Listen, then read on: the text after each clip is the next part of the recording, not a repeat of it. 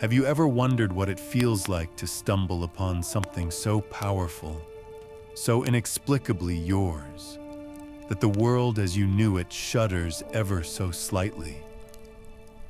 You trudge through a chilly Edinburgh morning, mist curling around your boots like pale ribbons of forgotten breath. And for a moment, you think you hear the stones whisper. The cobblestones underfoot have been slick with centuries of rain. And the wind, oh, that Scottish wind, has a way of cutting straight through your coat and into your resolve. Somewhere behind a row of soot-streaked townhouses, a young girl walks to school, her satchel swinging, her eyes too sharp, too steady, too knowing. Her name is Minerva McGonagall, and though no one realizes it yet, she's about to change everything Hogwarts will ever stand for. If you were standing beside her that morning, you'd notice something curious. Cats pause when she passes, and chimney smoke bends in her direction, as though the air itself is taking attendance. So, before you get comfortable, take a moment to like the video and subscribe, but only if you genuinely enjoy what I do here. I'm really curious, from which part of the world are you watching this video?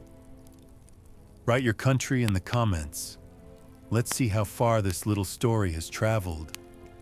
Now dim the lights, maybe turn on a fan for that soft background hum, and let's ease into tonight's journey together.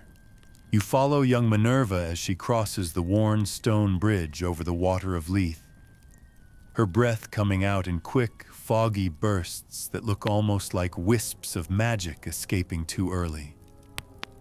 Her family's modest home perches on a narrow street, and though the world outside hums with the sounds of horses, wheels, and the faint whistle of faraway trains, inside that house time moves differently.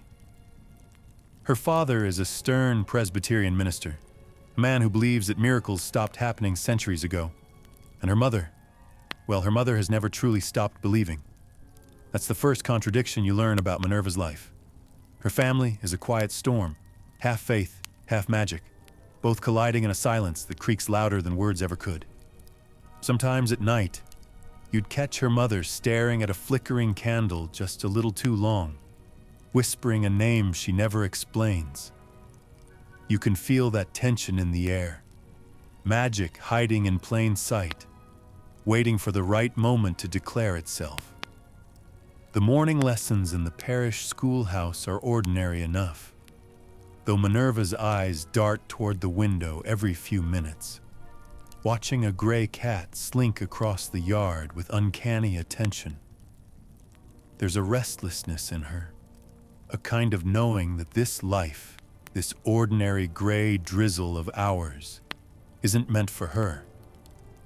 One day, when the headmaster isn't looking, her quill scratches words across her parchment a little too fast, and without her realizing, the ink bottle shifts closer to her hand.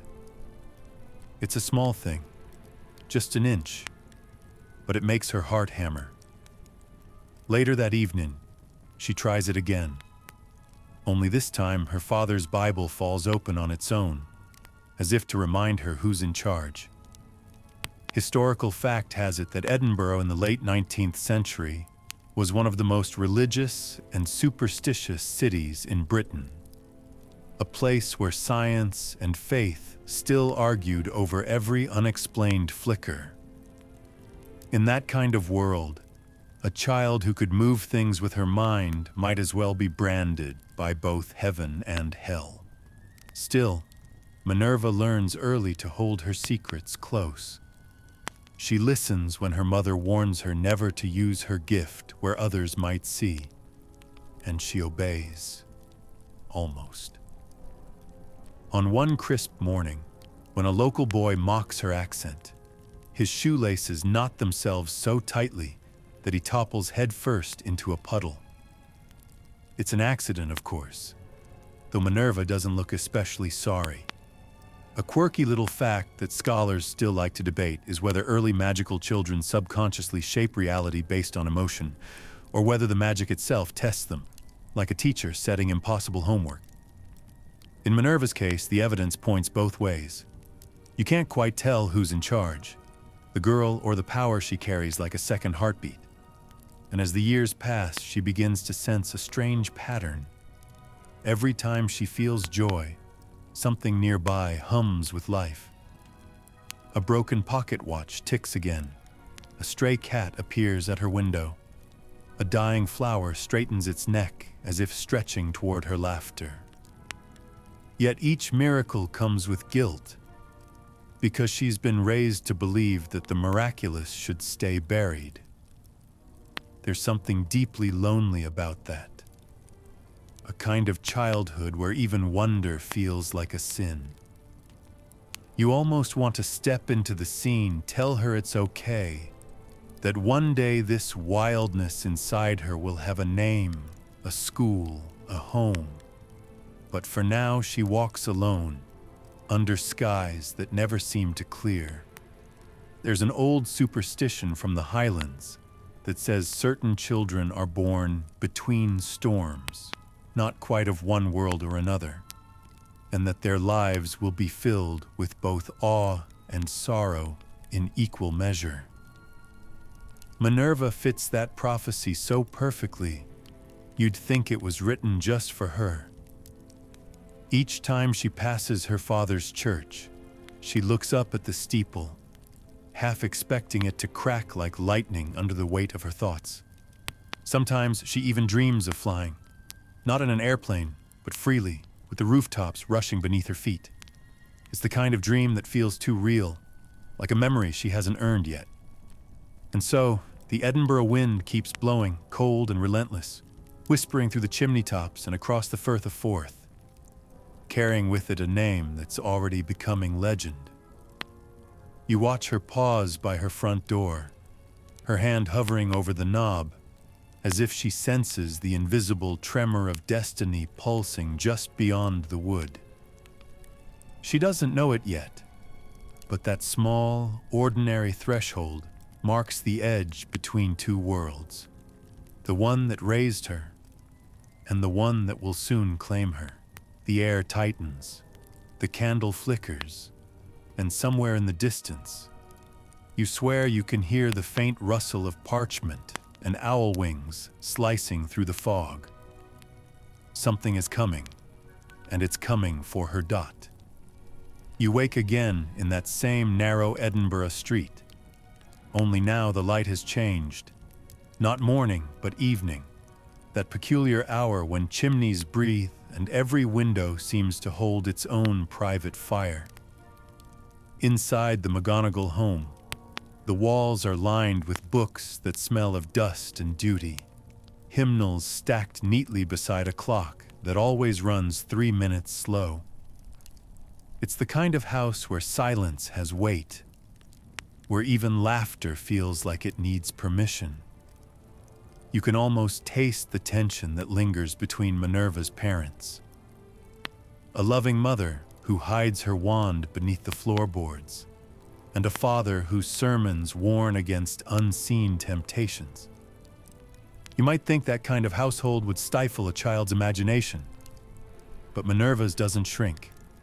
It sharpens. Every rule she's told to follow becomes another puzzle to quietly undo. The strange thing is, her magic doesn't shout, it whispers. A kettle whistles before the fire is lit. A rocking chair sways when no one's near. And sometimes, in the hush before sleep, she can hear the wallpaper sigh. The house seems alive, but no one dares to admit it. Her mother, Isabel, is careful, too careful. Once when Minerva spills tea across her father's notes and the liquid disappears before it hits the table, Isabel's eyes go wide, but her voice remains calm. Accidents happen, she says, though her trembling hands betray her. You get the sense that she knows this path. She's walked it herself, and she knows how dangerous it is to be different in a world built on conformity. There's something quietly heroic about her. History books don't remember the mothers who hide magic in their breath, but they should. A little-known historical fact is that Scottish witches were persecuted longer than anywhere else in Europe, with trials still echoing through the 18th century. That memory lingers in the McGonagall bloodline like an unspoken warning. Keep your wonders hidden, or lose them forever. Minerva learns to mask her curiosity behind obedience. Her father's lessons about faith and virtue settle into her bones, though sometimes you can catch her looking at him with that expression only brilliant children have. The one that says, "I understand more than I'm supposed to." And maybe she does. When he prays, she listens for the spaces between words, half expecting to hear something ancient humming beneath the verses. Once, when lightning splits the sky during a sermon, the entire congregation gasps, all except Minerva, who stares out the window and smiles just slightly, as if recognizing an old friend. It's the first time you realize she doesn't fear storms. She collects them. At night, she studies by candlelight, her mind moving faster than the clock can tick. The air around her always feels charged, as though the molecules themselves are conspiring to help her think. The fringe theory among magical historians, though of course no one can quite prove it, is that ambient magic tends to gather around powerful young witches before they're even aware of their potential, like static waiting for its spark. You watch it happen here subtly. Shadows bend toward her. Quills roll off the table when she frowns. Even the cat that prowls along the windowsill seems to linger, as if waiting for orders. It's not flashy, not cinematic. It's quiet, delicate, but undeniably alive. Her father notices oddities too, though he refuses to name them. When the clock chimes 13 once by mistake, he blames the manufacturer. When the front door unlatches itself during prayer, he calls it wind. Denial can be its own form of faith. The household becomes a careful dance between pretending and knowing. A family of ghosts haunting their own lives. Minerva, caught in between, begins to understand that truth can be a dangerous thing. You can see how it shapes her. That precise self-control, that sharp tone she'll one day use on misbehaving students. It all begins here in a childhood where emotion and magic were the same forbidden language. And yet, for all the fear, there's beauty too. There are nights when Isabel dares to tell her daughter stories. Not Bible parables, but the older ones, whispered in Gaelic. Tales of women who turned into hares to escape persecution, of rivers that ran backwards to hide fugitives, of the moon as a goddess who never forgot her daughters. You can almost see Minerva's face bathed in firelight, her mind alight with awe. Those tales become her real scripture, not commandments, but promises that there's something beyond fear waiting for those brave enough to claim it. There's a peculiar warmth in the house during those nights, the kind that can't be explained by the hearth alone. Even her father seems softer when he catches them laughing. Perhaps some part of him understands that what he's fighting isn't evil, it's wonder. The family's fragile peace holds, but barely. Every day, the house hums a little louder, as if magic is leaking through the cracks. And you just know, something has to give. One evening, as twilight bruises the horizon, Minerva sits at the kitchen table with a pencil hovering just above her paper. It's not touching, not quite. Her mother freezes in the doorway, torn between pride and fear. The pencil writes a word by itself. Believe. For a moment, neither of them breathes. Then the air rushes back. The pencil falls, and the spell is broken. But something irreversible has happened. The secret is out, at least between them. You sit in that stillness for a beat, aware that this is how most great stories begin. Not with trumpets or explosions, but with a whisper in a dimly lit room. You can almost hear the magic stretching its limbs, quietly testing the boundaries of the world it's about to change. You wake again in that same flickering candlelight, though this time the air feels heavier, expectant, like the moment before thunder rolls across the hills. The days have grown longer in the McGonagall home. The silence is more complicated, as if every object, the teacups, the broom in the corner, even the faded curtains, are holding their breath. Minerva, now on the edge of adolescence, carries herself like someone already aware of her own duality. You watch her walking down the narrow Edinburgh lane, her hair tied back, her steps too deliberate for her age. She's begun to sense that her story doesn't fit neatly inside this town. And though she doesn't yet know where it leads, the path is already winding toward something extraordinary. It's on one such gray afternoon, while she's sitting by the window pretending to read, that the world decides to introduce itself to her properly, in the form of a letter. Not just any letter, of course. You've seen it before, haven't you? That parchment with the green ink. The one sealed in deep crimson wax with a crest that seems to breathe if you look too long. It doesn't fall through the mail slot like normal post. It arrives with a soft thud, as though it's politely announcing that destiny has entered the room. Her father finds it first. He frowns at the unfamiliar seal. A lion, a snake, a raven, a badger, and a great letter H. He assumes it's another church invitation, or perhaps an academic offer. Minerva has always been too clever for the ordinary schoolhouse. But when he opens it, the color drains from his face. He reads it once, twice, then a third time, lips moving silently. The letter speaks of a school unlike any other, one that teaches children to harness the magic that runs through their veins, a place called Hogwarts. His hand trembles, though whether from anger or disbelief, you can't tell. Isabel, hearing the sharp intake of breath, rushes in, and when she sees the parchment, something ancient flickers behind her eyes. She knows the crest. She's seen it before. The past she's buried is suddenly breathing in her living room.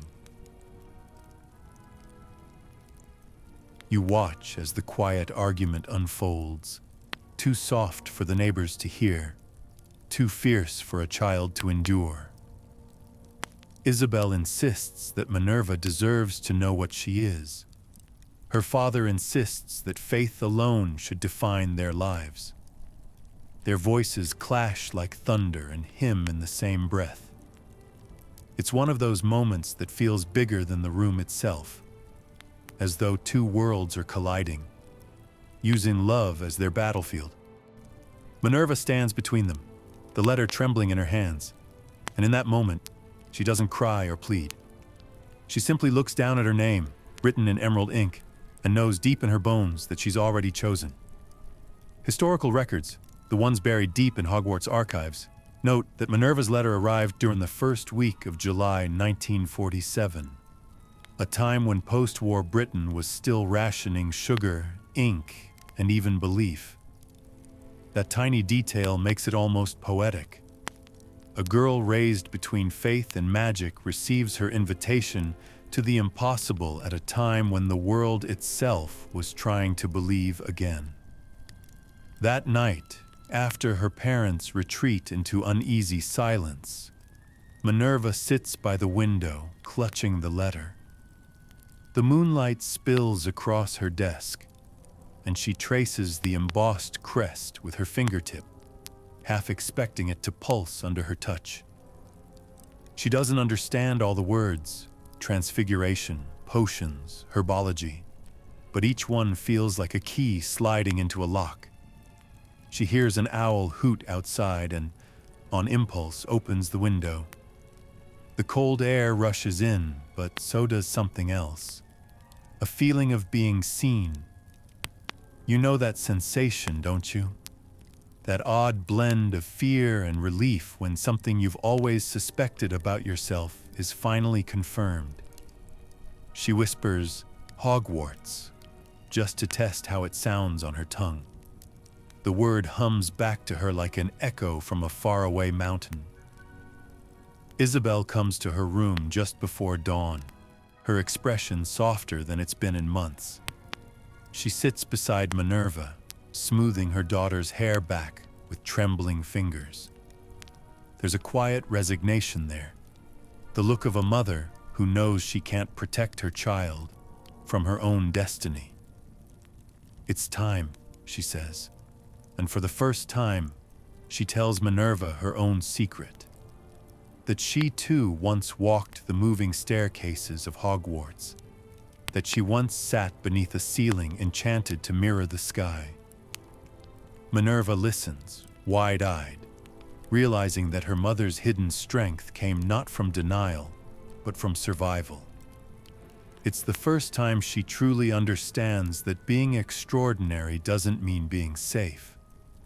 It means being honest, even when it costs you everything. The morning of her departure arrives quietly. The McGonagall house smells of porridge and unease. Her father refuses to look at the trunk by the door, though he does place a hand on her shoulder before she leaves, a gesture halfway between blessing and surrender. Outside, the mist hangs low, soft as memory. A tall figure in emerald robes appears at the end of the lane, a hat tilted just so. It's Professor Dumbledore, though not yet the legend. Younger, his eyes sharper but still twinkling, as if he already knows she'll one day stand beside him through wars both magical and moral. He greets her kindly, with that rare mix of warmth and mystery, and for the first time you see Minerva's posture loosen. She's stepping not into rebellion, but into belonging. As the carriage disappears into the fog, her mother waves, her father watches, and you can't help but feel a strange pang of pride, as though you've just witnessed a prophecy fulfilling itself. The house behind her seems smaller now, almost ordinary. Ahead lies a castle that hums with thunder and secrets. The journey to Hogwarts has begun, and so too has the legend of the girl who would one day become its fiercest guardian. You open your eyes to mist and movement, a world in motion, trembling along the track toward destiny. The Hogwarts Express breathes steam like a dragon too old to roar, but too proud to rest, and you can feel the vibration through the soles of your shoes. Minerva sits by the window, her reflection framed against the countryside rushing past. Endless fields blurring into green and gold, dotted with sheep and stone walls that look older than time. The compartment smells faintly of coal smoke, chocolate frogs, and new beginnings. She's quiet, though, hands folded over the letter she's read at least 50 times. Occasionally, she glances toward the other students, noisy, excitable, unburdened, and you can tell she's already measuring herself against them, not with arrogance, but with the instinct of someone who must always understand where she fits in a room before she dares to belong. The train curves, the whistle cries, and in the distance, through rain-silvered glass, she sees it for the first time. The silhouette of a castle rising out of the highlands, like a dream remembering itself. Hogwarts. By the time she steps off the train and crosses the black lake in a rocking little boat, her heart is pounding. The castle looms closer with every ripple, its towers jagged against a bruised sky, its windows glowing like hundreds of watchful eyes. The other first years gasp and chatter, but Minerva stays still, absorbing every sound, the creak of oars, the splash of water against wood, the faint hoot of an owl circling overhead. Somewhere deep inside, she feels that same hum she used to sense in her Edinburgh home, the quiet thrum of unseen power. Only this time, it isn't forbidden, it's celebrated. The doors open with a slow, solemn groan, and the children spill into the great hall, their shoes squeaking faintly on the flagstones. Floating candles hover above them, and the ceiling, enchanted to mirror the sky, ripples with clouds and stars. Even you, just watching, can't help but exhale. There's something about Hogwarts that feels more alive than any building has the right to be. Then comes the Sorting Hat, that ancient, tattered thing perched on a stool like an artifact that refuses to retire. One by one, names are called, decisions made in seconds. Gryffindor, Ravenclaw, Hufflepuff, Slytherin. Each word followed by cheers that echo through the vaulted hall. When it's Minerva's turn, the chatter fades. She walks to the front with calm that doesn't quite reach her hands. The hat slips over her head, covering her eyes, and the world narrows to the slow sound of its voice in her mind. Ah, clever. Very clever indeed. Brave, too. Fiercely loyal. But where to put you? You can almost feel the seconds stretching. The hall grows restless. For a moment, even the candles seem to hold their flames still. The hat whispers, "You'd do well in Ravenclaw. But your courage, yes, that spark, better be." And before it can finish, you already know the answer. Gryffindor. The table erupts in applause, gold and red banners swirling overhead, and Minerva smiles, a small, measured smile that hides more than it reveals.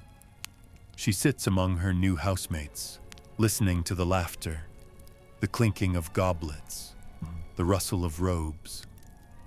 The food appears: roast beef, treacle tart, pumpkin juice, and for a moment, she forgets how carefully she's been holding herself all these years. It's strange, isn't it? How belonging can taste like warmth. Across the hall, Professor Dumbledore raises his glass to the new students, his eyes meeting hers for a brief electric instant. You can tell he already recognizes something in her. Not just potential, but discipline. A witch who won't bend easily, even to fate. In the weeks that follow, Hogwarts becomes both sanctuary and challenge. Minerva excels in transfiguration almost immediately, her wand movements crisp, her spells precise. Professor Dippet, then headmaster, calls her a prodigy, though she prefers to think of herself as a student who refuses to fail. There's humor in her too, dry, restrained, like lightning smiling before it strikes. Once, when a Slytherin boy's potion explodes into green smoke, she murmurs, "At least it matches your tie," earning her first ripple of laughter. That sharp wit will one day make her legendary, though right now it's just another way to keep people at arm's length. One historical footnote often overlooked. During Minerva's student years, Hogwarts was still recovering from the effects of Grindelwald's rise in Europe. Magical politics seeped through the castle's walls like damp air, and students whispered about dark spells and wizard duels in foreign lands.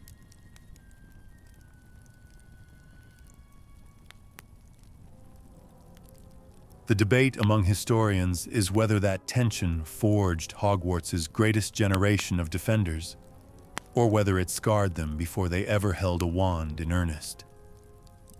Either way, it shaped her. She learned that power without restraint is chaos, and restraint without courage is cowardice. Somewhere between those two truths, she carved her path.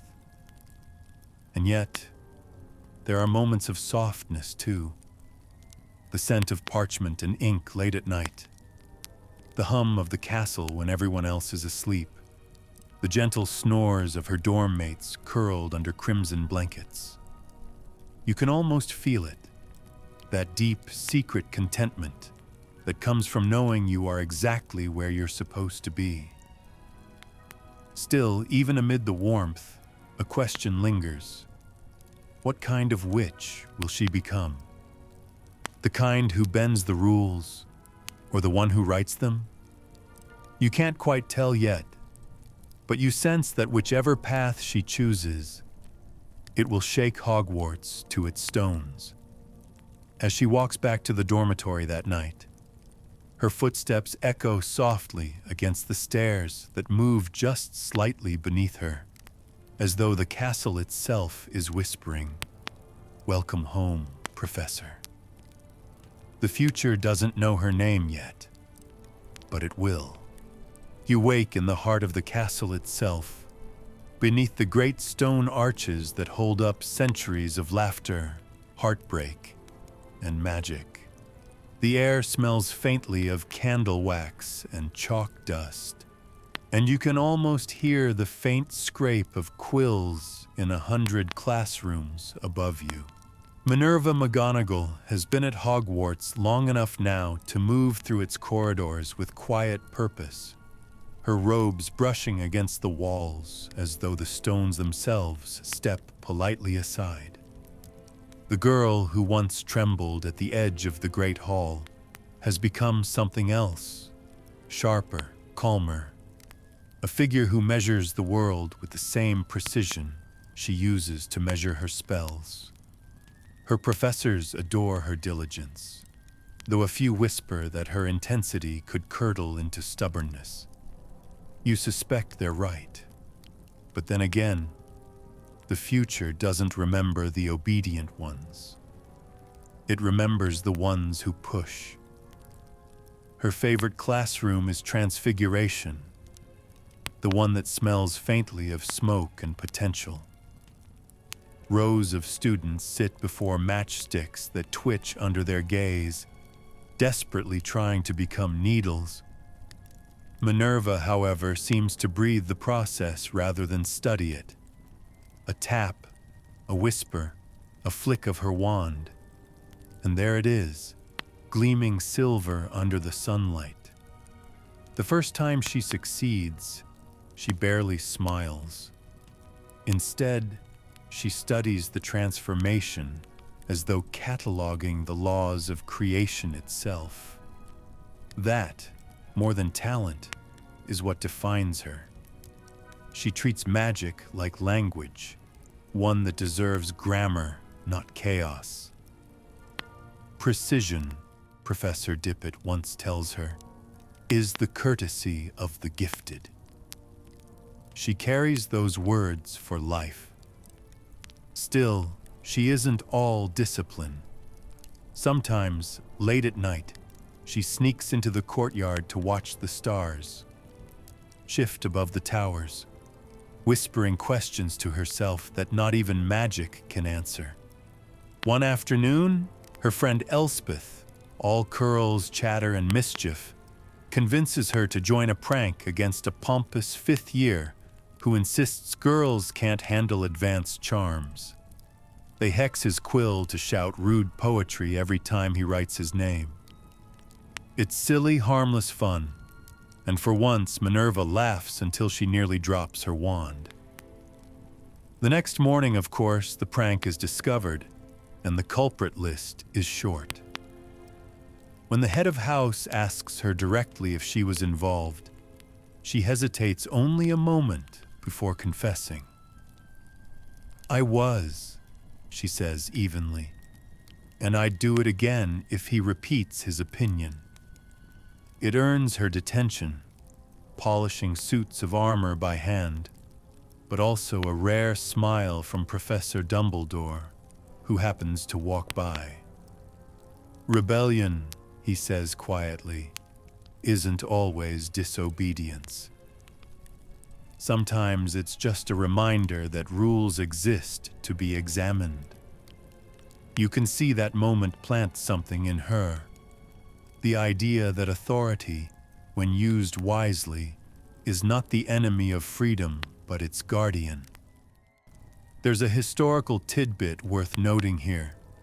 Scholars debate whether Hogwarts during the late 1940s was stricter than in later decades. Some records claim the rules bordered on suffocating. Others argue the faculty's leniency shaped a generation of exceptional witches and wizards. The truth, like most truths, probably lives somewhere in the middle. What's clear is that the castle taught Minerva more than spells. It taught her balance. Control without fear. Passion without recklessness. You can almost see her forming the habits that will one day define her. The way she straightens her shoulders before speaking. The way her words slice through nonsense like a finely sharpened wand.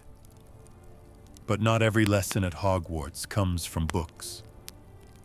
One late winter evening, during a snowstorm that silences even Peeves the poltergeist, Minerva finds herself alone in the Transfiguration classroom.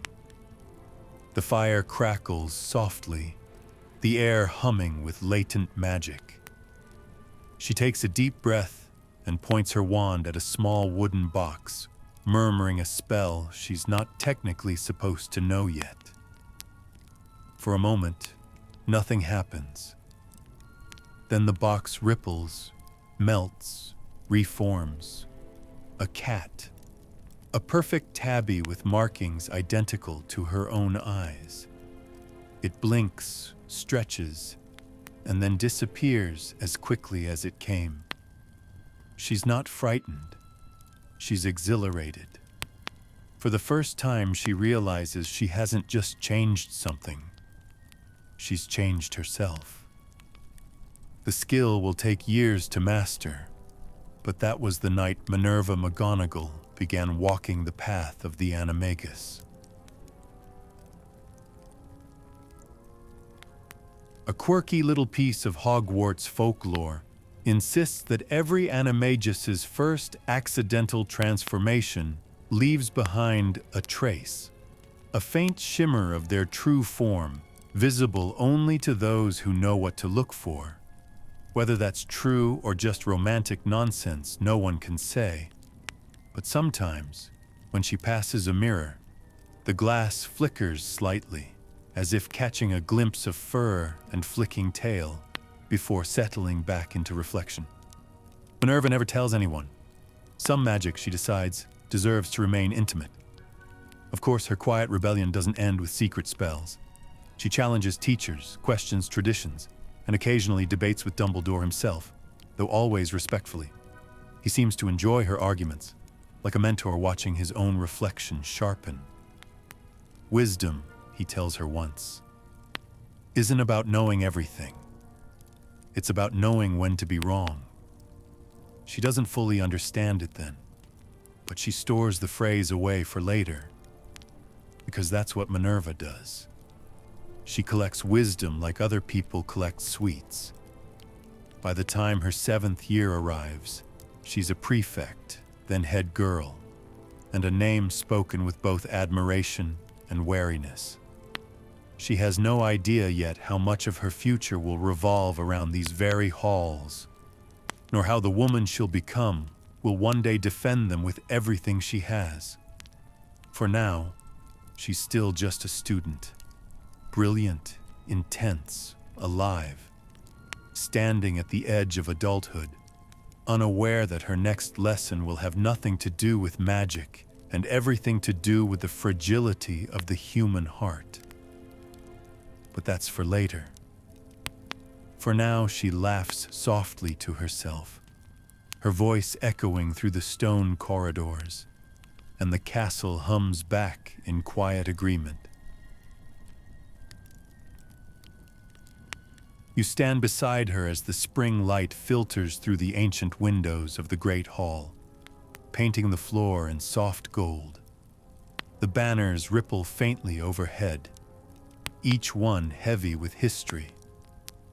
Minerva McGonagall has almost completed her final year at Hogwarts, and though she walks with the composure of someone much older, there's a restlessness beneath the surface, the ache of endings and the tremor of beginnings. Exams are close, but that isn't what keeps her awake at night. It's the thought of what comes after. For years, Hogwarts has been her world. The rhythm of classes, the glow of enchanted candles, the comforting hum of magic in the very stones. So leaving it feels like stepping off a cliff. Still, she doesn't let anyone see her doubt. Her focus sharpens, her spells precise as ever. Yet lately, you notice a softness creeping in, a gentler laugh, a pause before reprimanding a first year for levitating their parchment too high. It's as though she's learning to balance strength with compassion, perhaps realizing that leadership isn't about control, but understanding. Dumbledore, who now teaches Transfiguration, seems to notice it too. They have long conversations after class, discussions that drift from magical theory to ethics, from ancient runes to the nature of bravery itself. He challenges her to think not only as a witch, but as a person. Power, he tells her once, means little if you can't decide when not to use it. The last weeks of term pass like the slow turning of an hourglass. Students laugh louder, study harder, fall in love faster, the way people do when they sense time slipping through their fingers. And love, against all her careful discipline, finds Minerva too. It happens quietly, without fireworks or grand gestures. He's a Muggle-born student from a neighboring house, Dougal McGregor, tall and kind-eyed, the sort of boy who reads poetry when he thinks no one's looking. They meet in the library one evening, both reaching for the same volume of advanced transfiguration theory. When their fingers touch, she pulls away instantly, but he only smiles. "Take it," he says. "You look like you'll understand it better than I will." She tries not to smile back, fails, and from that moment, something small and impossible begins. Their courtship is cautious, hidden in plain sight. Stolen moments in the courtyard, whispered jokes in the library stacks, letters folded between pages of borrowed books. She's never been good at vulnerability, but Dougal disarms her with his quiet certainty. He sees past her discipline to the woman beneath, the one who sometimes doubts her path, who wonders if life can be more than duty. "You carry the world like it's a chessboard," he teases her once, always thinking 5 moves ahead. She rolls her eyes. "Someone has to." "Maybe," he says softly. "But sometimes it's all right to let the game play itself." She doesn't answer, but she remembers the words long after he says them. There's an odd melancholy to first love, even when it's beautiful. Perhaps because deep down, you always sense its fragility. They spend that final summer together after graduation, long walks through the Scottish hills, laughter caught between the heather, and silence that feels like peace. She tells him about her dream of becoming an Auror, of serving the ministry, of protecting the world she believes in. He listens, nods, but his dreams are smaller, simpler, a life rooted in the earth, a home, a family. They both pretend the difference doesn't matter. But when the acceptance letter from the ministry arrives, heavy with official seals, reality comes knocking. She remembers that evening with painful clarity, the light fading behind the hills, Dougal's expression caught between pride and heartbreak. "You'll go," he says finally, voice steady. "You have to." "I could stay," she whispers, though she knows she won't. "You shouldn't," he replies. "The world needs people like you, Minerva." She tries to smile, but her throat closes around the words. It's the first time she truly understands what sacrifice means, not as a concept in a textbook, but as a choice carved out of your own heart. There's a passage from her later writings, one few people have read, where she reflects on that moment. "Magic is not the hardest thing I've ever learned. Letting go was. And yet she does let go. She leaves the highlands behind. The boy she loves fading into memory like the last echo of a song." When she arrives at the ministry, she carries herself with the calm of someone who has already lost something precious. That calm becomes her armor. Historically, the 1950s were turbulent years in the wizarding world, a quiet tension brewing beneath the surface as dark ideologies began to stir again. The ministry was both fortress and battlefield, full of politics, secrets, and fragile peace. Minerva throws herself into her work with relentless precision. Her superiors notice. Her reports are impeccable, her instincts razor-sharp. Yet behind her eyes, there's that same glimmer of quiet melancholy, the trace of a woman who has seen the cost of ambition. She makes friends, earns respect, but rarely lets anyone close. And yet, every now and then, she dreams of a field of heather, of laughter carried on the wind, of a simpler life she'll never have. Those dreams don't weaken her. They deepen her. They remind her that love and loss are not opposites, but twin threads in the same weave, one giving meaning to the other. You realize as you watch her stand beneath the flickering lamps of the ministry corridors that this is where Minerva McGonagall truly begins to take shape. The witch forged not by spells, but by choices. The girl who once measured perfection now measures purpose. And though she doesn't know it yet, her next great chapter is waiting, back at the castle that first taught her who she was.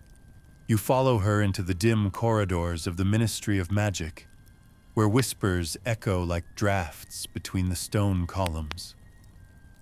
It is the early 1960s now, though you can barely tell time here.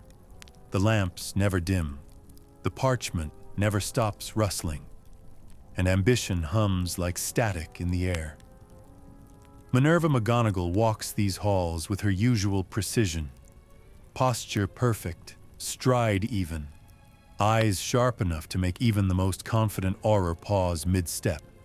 Her reputation has grown faster than she expected. The Transfiguration Prodigy from Hogwarts, they call her, the one who can turn a chair into a cat without breaking eye contact. She doesn't much care for the nickname, but she knows it helps.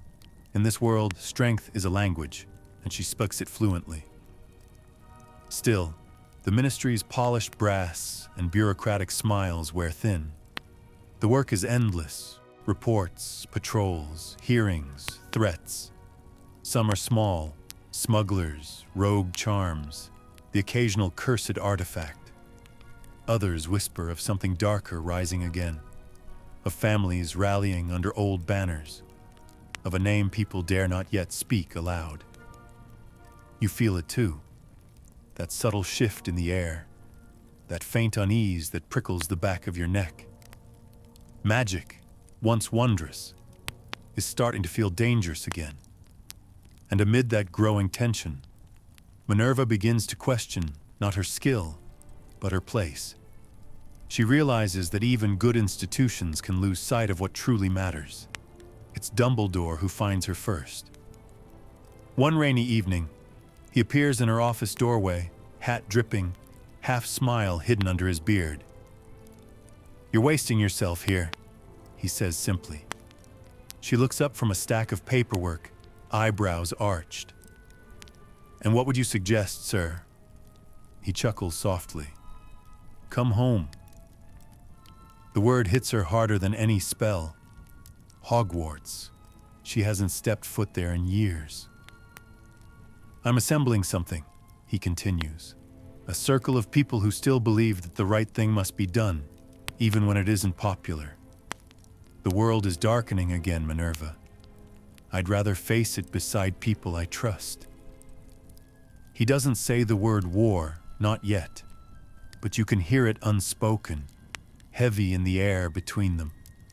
By the next full moon, she's back.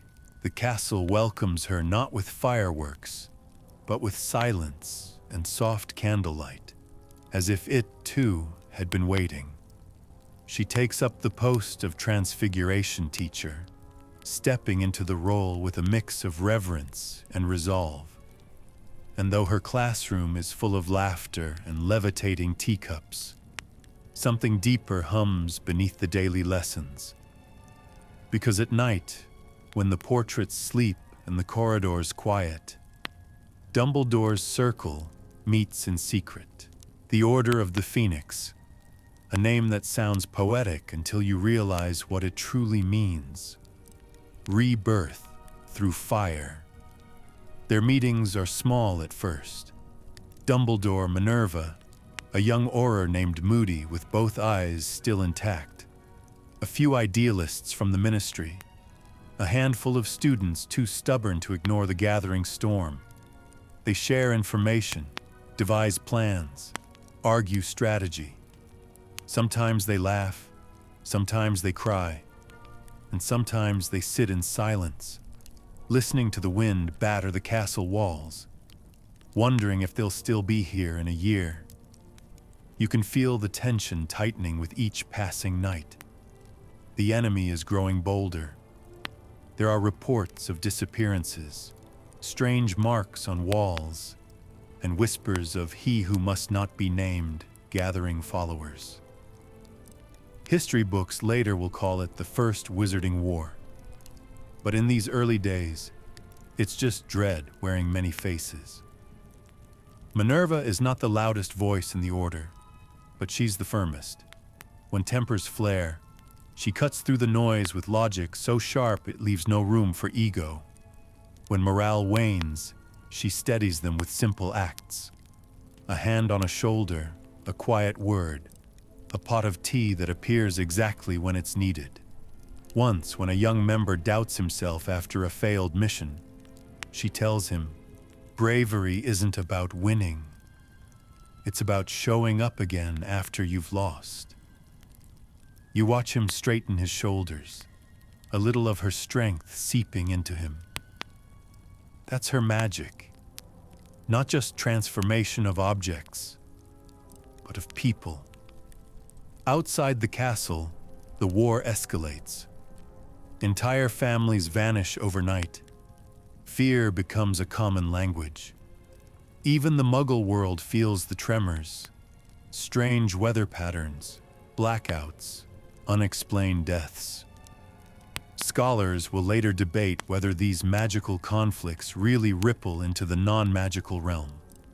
But one thing is certain: the darkness doesn't respect boundaries. Minerva travels often. Missions to retrieve endangered families, covert negotiations, duels fought in back alleys and moonlit fields. More than once, she comes home with burns, cuts, or nothing but exhaustion. But she never complains.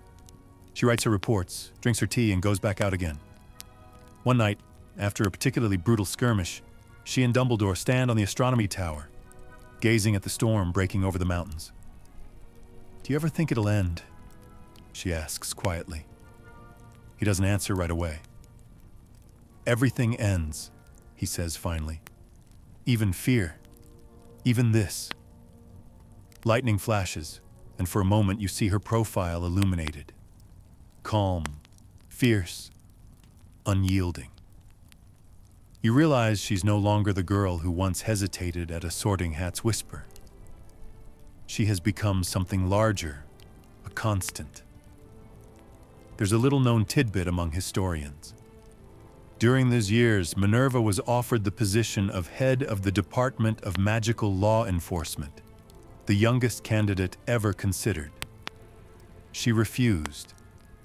When asked why, she reportedly replied, "You cannot protect the future by standing in offices built on fear."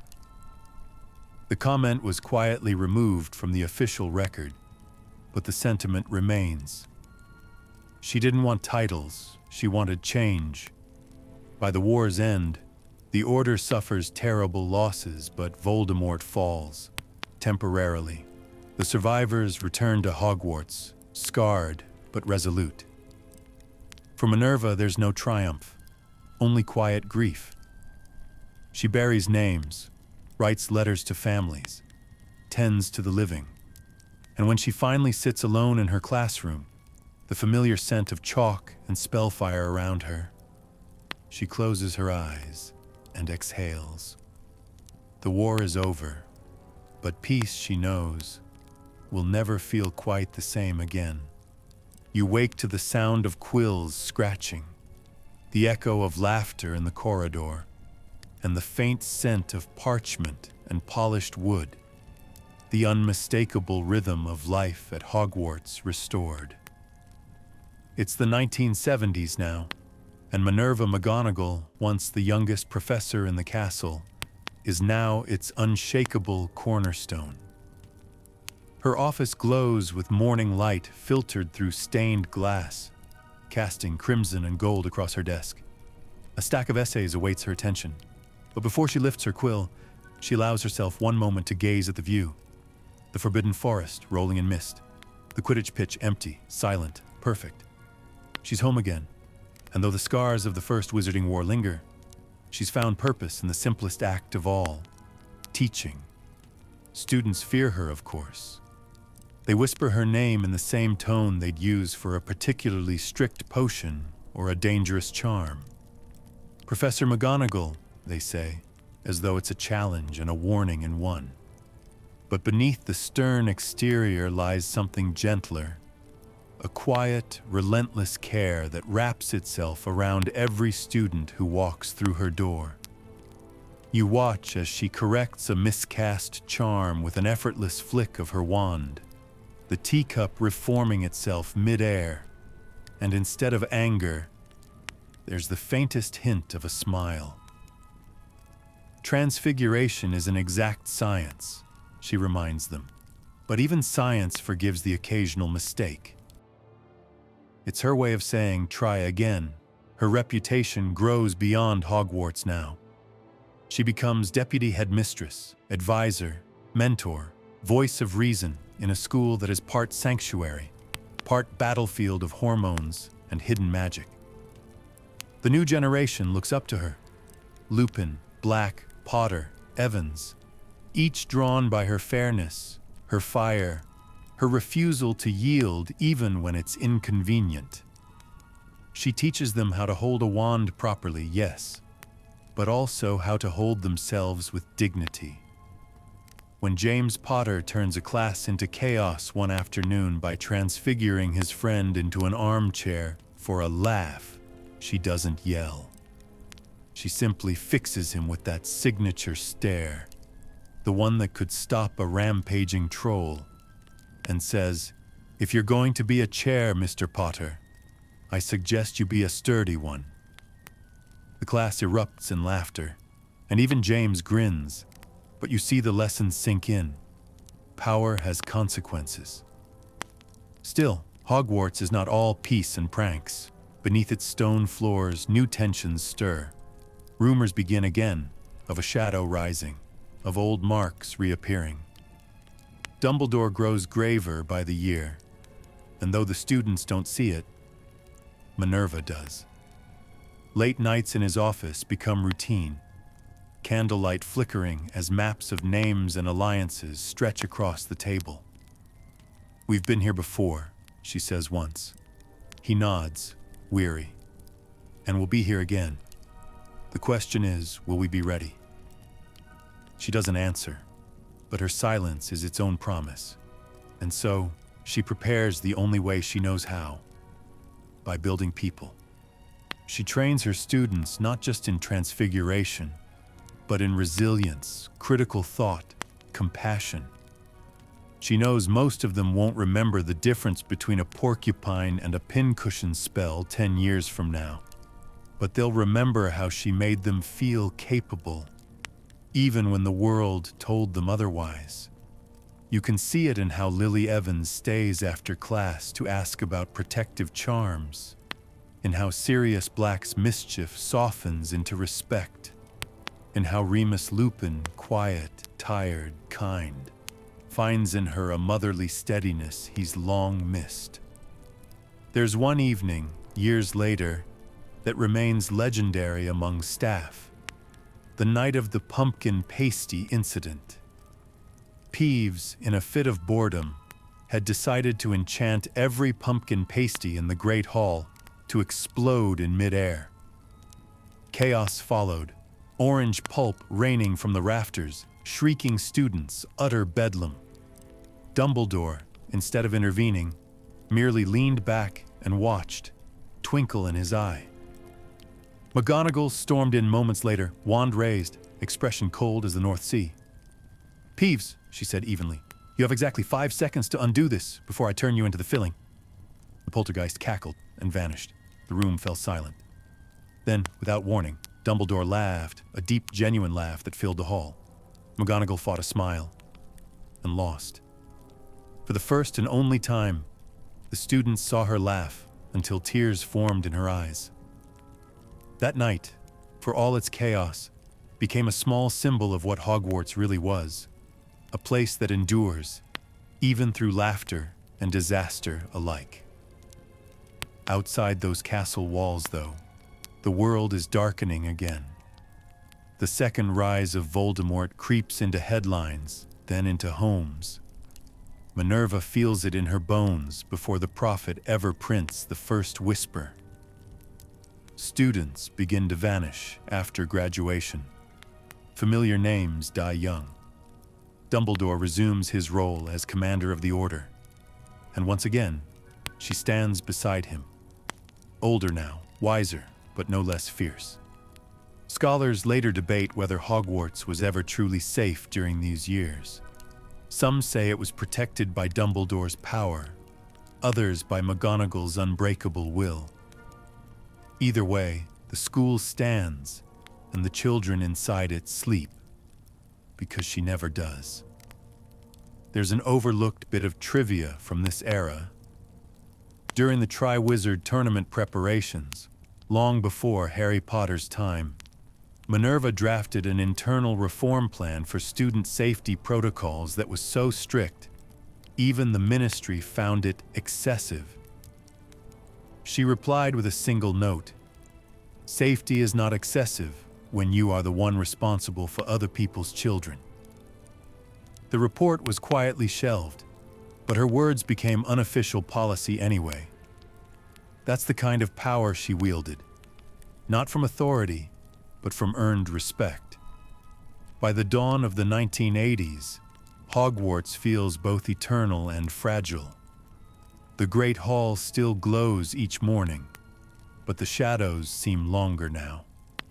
Minerva watches her new students, bright-eyed, curious, full of promise, and wonders which of them will live to see the next decade. She never says it aloud, but you can feel it in her movements. Every step deliberate, every glance protective. The Lioness of Hogwarts. They'll call her one day. But tonight, she's just Minerva, sitting by the fire in her tartan dressing gown, reading reports by wandlight, while the castle breathes quietly around her. And though she looks tired, there's peace in her eyes. Because even in the face of darkness, she has chosen to remain a constant guardian in a world built on change. You can feel the air shift before the first scream even reaches the corridor. It's 1998, and the walls of Hogwarts, ancient and proud, are trembling under the weight of prophecy and fire. You stand beside Minerva McGonagall as the sky over the castle splits in two. One half moonlight, one half flame. The years have carved fine lines around her eyes, but her posture remains unbroken, her gaze unwavering. The war she once survived has come back with a vengeance, and this time it's not just whispers in the shadows. It's here, in the halls she has sworn to protect, in the faces of children she once scolded for being late to class. And you realize, with an ache deep in your chest, that she's been preparing for this night her entire life. The alarms ring, enchanted bells echoing from the towers. Statues awaken, portraits rally, armor creaks to life. McGonagall strides through the chaos like a commander, wand in one hand, calm in the other. "To your posts!" she calls, her voice slicing through the din. Students scatter, some toward safety, others toward duty. You follow her to the courtyard, where a group of terrified first years cling to one another. She kneels, eyes level with theirs. "You're going to be all right," she tells them softly. And you believe it instantly, because when Minerva McGonagall makes a promise, the universe itself takes note. Inside, the castle burns in pockets, fire and spellfire twisting in violent dance. The Death Eaters breach the outer walls, and for everyone that steps through, she's there. Shield raised, curse deflected, retaliation exact and merciless. Someone once wrote that she dueled with the elegance of a mathematician and the fury of a storm. Tonight, you see why. Her transfiguration spells come alive. Stone lions leaping from staircases, tapestries turning to armor, chandeliers transforming into serpents of light that strike with impossible speed. Every movement is poetry written in defense. Even in battle, she's still teaching, showing everyone what mastery looks like under pressure. Dumbledore is gone now, his absence a silent ache that fills every corridor. Yet his presence lingers in her, in the way she takes command, not with arrogance, but with faith. You catch glimpses of it, the way she trusts Neville with tasks no student should have to bear, the way she glances at the defenders not as subordinates, but as equals. When Kingsley Shacklebolt joins the fray and yells, "They're breaking through the viaduct!" she doesn't hesitate. "Then we'll meet them there," she replies, her tone flat as iron. You follow her down the long hallway that leads to the bridge, the floor vibrating with every explosion.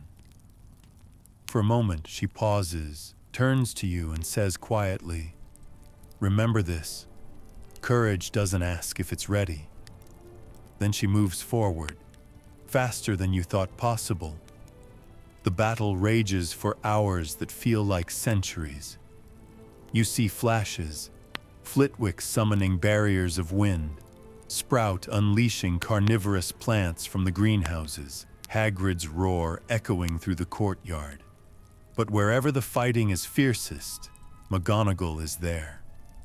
She duels with 3 Death Eaters at once, her wand a blur, her tartan robes shredded and smoking. A jet of green light misses her by inches, blasting apart a column behind her. She doesn't flinch.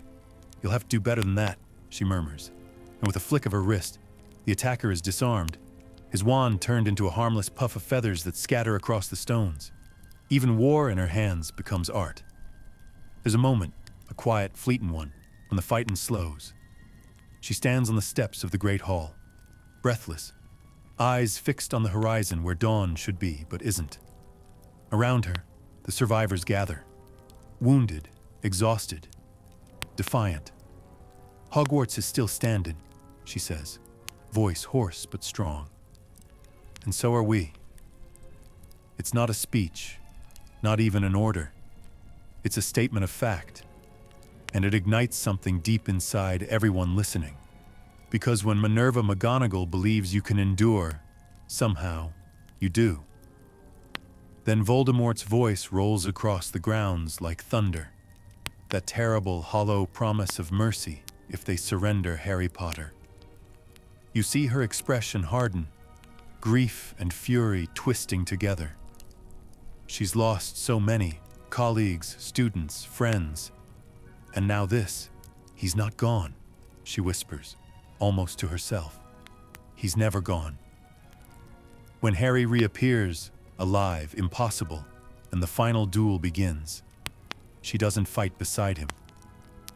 She watches, trembling only once, hand pressed to her heart, as if holding the very soul of the castle steady. When it's over, the silence is unbearable. The great hall is littered with the fallen, heroes and children alike. McGonagall walks through them slowly, her wand still glowing faintly, not to fight now, but to mend. She kneels beside the wounded, conjuring splints, whispering healing charms, conjuring blankets from torn banners. She doesn't cry, not yet. There's too much to do. But when she reaches the center of the hall, where the morning light finally begins to seep through shattered windows, she stops. For the first time in a lifetime of control, her hands tremble. She sinks onto a bench, eyes closing, and breathes, long, shaky, human. Historians will later debate the tactical brilliance of her defense, how she coordinated the house shields, how she transformed entire hallways into traps, how without her, Hogwarts might have fallen in an hour. But that's not the story she'll ever tell. When reporters come, she'll only say, "We did what we had to, nothing more." There's an unspoken truth in that humility. She never fought for glory. She fought because love demands action. Outside, the first true dawn breaks, pale and pink, washing over the ruins, the castle, the survivors. She steps out into the courtyard, bloodied but unbowed, the last embers of battle fading into the earth. You stand beside her, the air thick with smoke and relief, and she whispers the words you'll never forget. Hogwarts will always need its lions. You walk beside her as the castle settles into a fragile calm, the great hall echoing with quiet footsteps and soft murmurs. Hogwarts, battered but unbroken, stands as a testament to resilience. And so does Minerva McGonagall. The battle is over, the world altered, but she moves through the corridors with a steady purpose that belies the exhaustion in her bones. Students gather, some crying, some laughing in disbelief, all looking to her for guidance. She kneels to inspect a scorched tapestry, murmuring a charm to restore its colors, then straightens and scans the hall. The weight of responsibility presses on her, but she bears it with a quiet dignity, the kind that makes fear hesitate at the edges of her presence. Her colleagues are scattered around, tending the wounded, repairing walls, calming trembling students. McGonagall coordinates with precision, assigning tasks, sending messages, and making sure no one is overlooked. Every flick of her wand, every word spoken, carries authority tempered with care. She is no longer merely a teacher or a warrior. She is a pillar, a guardian whose decisions ripple through the lives of every student and staff member. You notice the subtleties.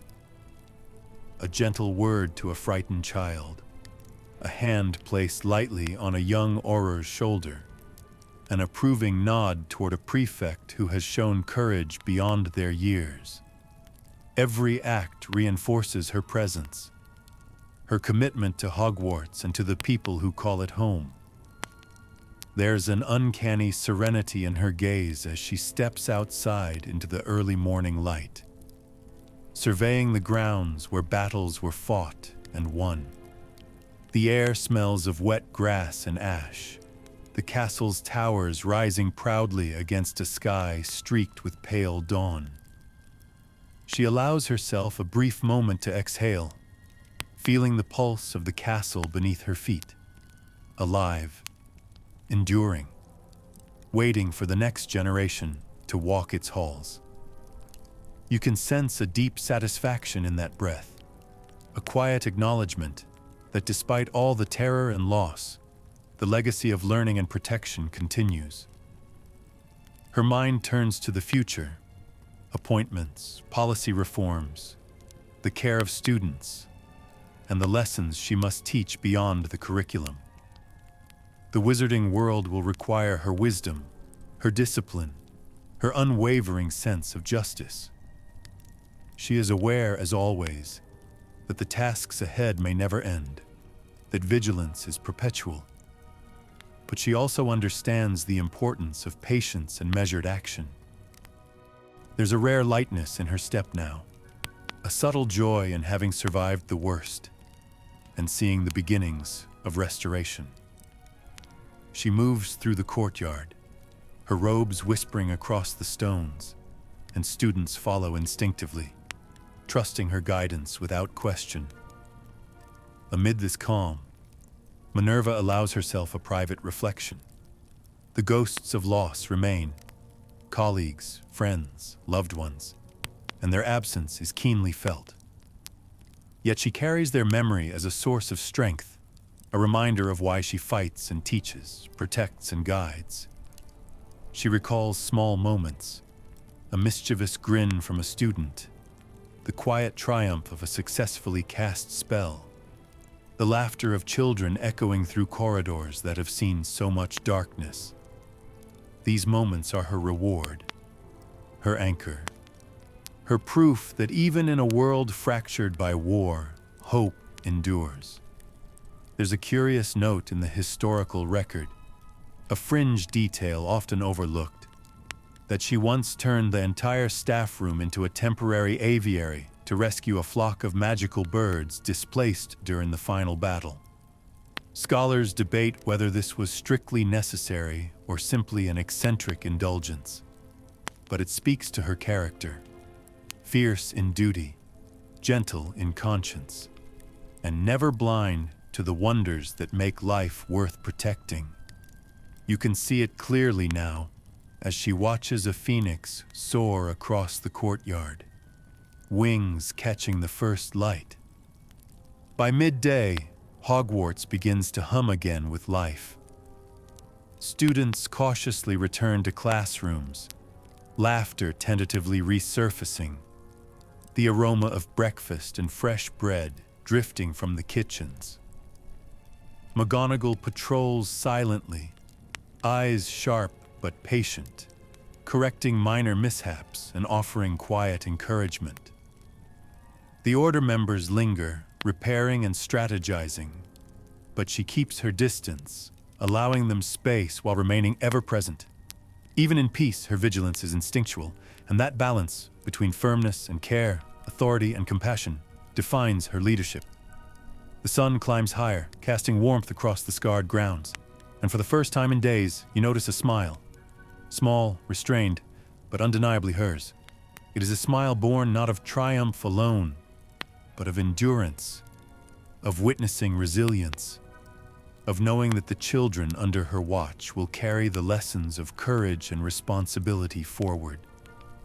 She is both guardian and guide, a living testament to the power of steadfastness in the face of unthinkable adversity. As evening approaches, the castle settles into a quiet rhythm. She walks through the halls alone, touching portraits, murmuring small words of reassurance to familiar spirits, and pausing at the places where history was made and lives changed.